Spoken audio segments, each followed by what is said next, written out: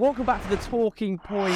No Zach Jalab today, so I am in the hot seat. But we do have a very special treat for you in one of his final ever appearances on the channel. It's Christopher Hamill. How are you? Let's bloody have it, mate. And we've got our European football expert, Henry Hill, in the building there. No need for the quotation marks. It was a slight dig, mate. Sorry. It's all right. I've got used to it from you these years. You ready for today? Bring it on. Yes. Today we are going to be doing start, bench, sell. These two are going to be going head to head. You've seen this format done on Team Talk in the past, but today we're bringing it exclusively to Talking Point. Not really exclusive because everybody does it. Nevertheless, we're going to start with goalkeepers today. Okay. All of these players are linked in some manner of a summer move or have been in the press regarding transfer. Sure. We're going to start with goalkeepers. Mike Maignan, David Raya, Diogo Costa. Start one, bench one, sell one. Okay, 3, 2, 1, reveal. Bop. Start, Maignan, bench Raya, bench Costa. So we do have a slight difference here, but both starting Mike Maignan. Why, Hennes? Absolutely. I think he's probably top 3 keepers in the world right now. I know you've got an issue with his kicking, but as a general goalkeeper and the saves that he's putting off at the moment, we saw that against Ireland for the French. What a save that was. By the way, he should have been replacing Lloris years ago. Yeah. He won back-to-back titles in AC Milan and then previously with Lille. Yeah. He's so good. He's 27 years old. I think he is a genuinely world-class goalkeeper. We've seen how much Milan have suffered without him. With Tato Rushanu coming in his place this season, he's been absolutely pants. Maignan is quality, and I think Courtois gets loads of stick for his kicking sometimes.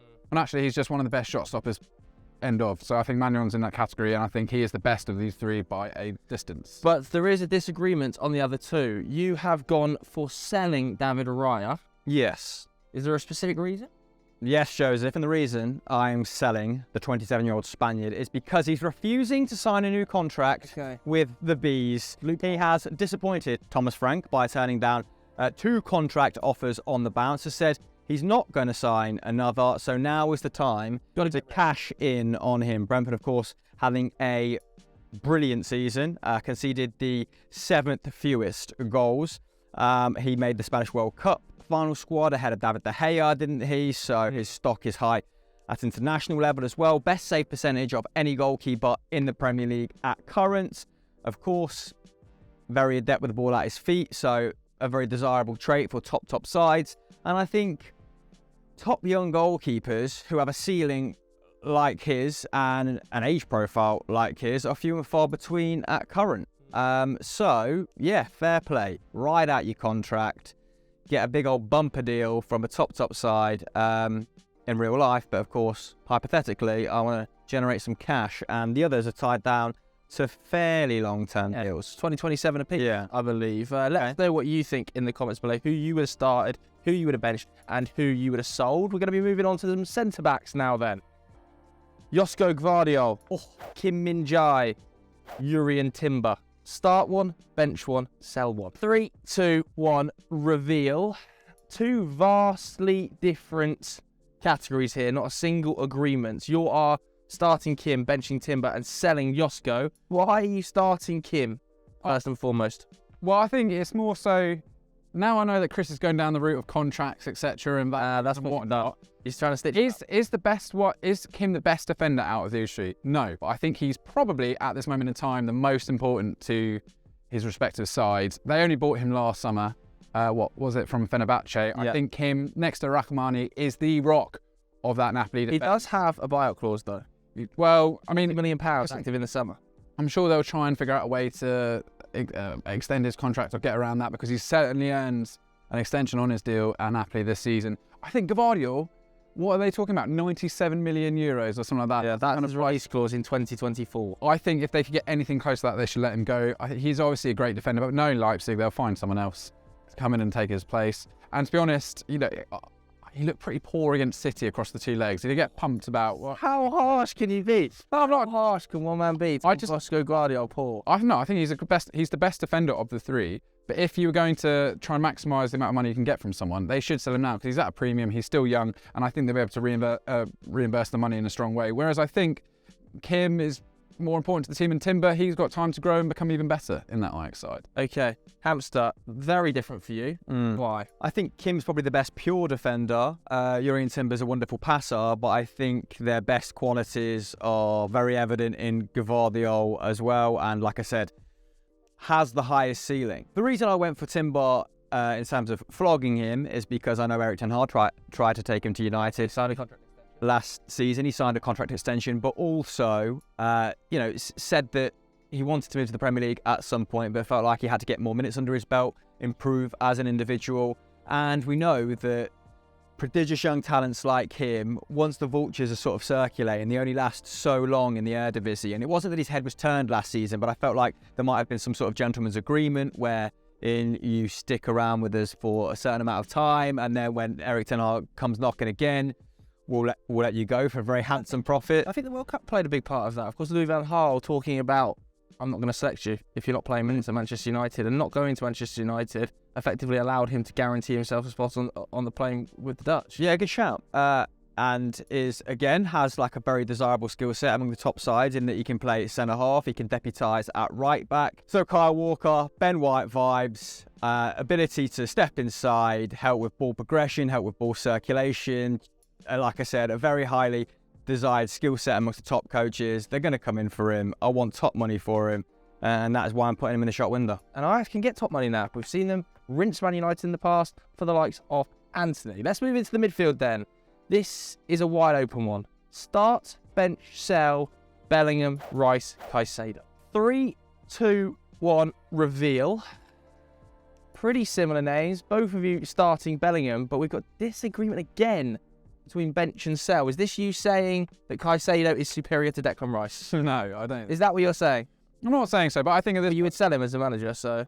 I'm saying if I was West Ham, I'd be selling Rice this summer. Absolutely. I think it's quite clear that his time at the club is reaching almost a natural conclusion. I think he's given the club a great number of years, but he deserves the opportunity to go off and prove that he really can cut it at the top level. And I think just sort of struggling in this West Ham side at the moment isn't really helping him at all. But yeah, so I think that... Are we coming at this from a West Ham perspective or a personal perspective? Personal perspective. Well, I know you're trying to protect fair play. Not good at all. I was putting together a cohesive argument and you've tried to interrupt me unsuccessfully. Yeah, I'm benching Caicedo. I think that he's still got more to learn and more to give at that Brighton side. I think that move this winter would have been premature, so I think I'm excited to see what he could do, certainly as long as De Zerbi sticks around. So I want to stay him on the bench. You're starting Bellingham because he's just so important. He's one of the best midfielders in the world. But yeah, at this moment in time, I'm selling Declan Rice because I think you'll get a good price for him, and I think he's probably ready to move on. What's the old Joe Tomlinson argument in Team Talk? You'll get a price for him. What do you think a good price for Declan Rice is this summer? Joseph, I would not be paying over £70 million for Declan Rice, which is coincidentally what Brighton rejected for Caicedo. So we do live in a world where they could be going for the same money, which is pretty scary. Of course, Caicedo has signed a new contract long-term. Rice is up in 2024. Yeah. He's rejected the latest couple of offers, haven't he? So he's made his stance pretty clear, which does weaken West Ham's negotiating position. But still, they could make him play next season and he could do nada about it. I'm just thinking, Bellingham can do everything. Do I need to justify his position as a starter in my hypothetical team? Absolutely not. The England internationals, I thought he was epic again. Yeah. Certainly get away at Italy, and I'm just reminded of how good he is. The one thing I do think about Jude Bellingham is I think he's developing into a more advanced midfielder comparatively to Declan Rice or Moises Caicedo. I think Moises Caicedo is definitely the most defensive of the three names there. I think Rice can actually play alongside Partey, maybe even in that Granit Xhaka role, whereas Jude Bellingham's almost a 10. You know, against Italy in that opening Euro campaign game, I think he was 12 passes in 85 minutes. He's not necessarily a player who's going to get on the ball and dictate. I think he's actually developing more into a 10 that can play in around the box. He's much more box-to-box for Dortmund, though, isn't he? Yeah, but it's just like that position because of Rice in the England side, for sure. He'll naturally move a little bit further up the pitch. I think, yeah, like Rice and Caicedo as mobile destroyers are going to cost significantly less than someone who puts up the output that Bellingham puts up, for sure. Let's move on because we have got two more to do. The next one is wingers. Some big names here being linked with summer moves. Rafa Leao, Kvaradona, Ansu Fati. 3, 2, 1, reveal your names. first agreement, and I think this one's probably the easiest of the lot, right? But you do have the accent on the A, so I think you should get the points for this. Yeah, and not only that, I've got the perfect spelling of his complicated surname. Kvaratskhelia. But is the most obvious for you, Kvaratskhelia? Just having the season of his life. I will say Liao has probably got a few more years in the bank in terms of Kvaratskhelia. He is sort of a freak emergence this season, but if you just watch this guy for a few minutes, you'll absolutely love him. His take on ability is so exciting when he gets on the ball. You just don't know what he can do. He can cut inside, he can go wide. I will say he's probably very much helped by his link-up play with Osimhen. Those two seem to just click perfectly this season. And it does certainly help when you have that guy on the same wavelength. So yeah, I think Kvaratskhelia, at the moment, you're absolutely starting him. Liao can be an impact player off the bench. And Fati, I just think he's... A lot of talk that this injury is just kind of really done him in. He's been so injured for someone so young. If we were just talking about Bellingham, the amount of games that he's played, Fati's almost the opposite at this point. He's been scuppered. I think his take-ons are almost halved on like the most exciting point in his career. His actions in around the box are depleted. And he just looks like a man a bit devoid of confidence. And if you're Barcelona and you're going, we need to try and raise some money from somewhere, who's still got a bit of, sort of pedigree in the bank, I think you're looking at Fati and saying, maybe we take the hit on this one here, because I just don't think he's the same player as he was before the injury, and it might now be a time to move him on. Well, I've gone for sell as well, but I honestly don't know who's buying him. Like 11 separate injuries since 2019. Started 9 games this season. I assume that's league games. 3 in 21-22, 6 in 2021. So small. And no one, I think, takes a gamble on him for the fee that would be required for Barcelona to take the nibble, effectively. Loan of an option? Yeah. I say never. AC Milan are always smelling. It'll probably end up like Eintracht Frankfurt or something. But yeah, let's not discount Rafa Leao's, he won MVP. Serie A MVP last season, didn't he? His exploits in the league last year. The hype around him was probably akin to the hype around Kvaratskhelia at current. I mean, Kvaratskhelia doing it in slightly more sort of like an individualistic way, exclusive and like a more fun way. Leao's very fun as well.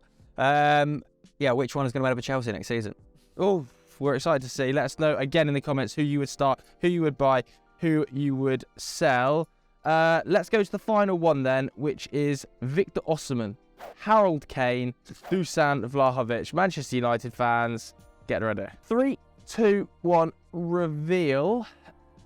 You've both gone for the same list again. Okay, Harry Kane, Hamill, top.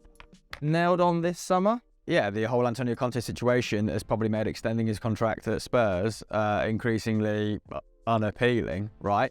And he's got to get this next move very, very correct, or he will be the best player to end a career trophyless in Premier League history. Osimhen, like right now, it's a toss-up between starting Kane and Osimhen. Such is the form that Osimhen is displaying. He's been devastating in every single competition, isn't he? Whereas Vlahovic, I mean, Juventus have underwhelmed as a collective.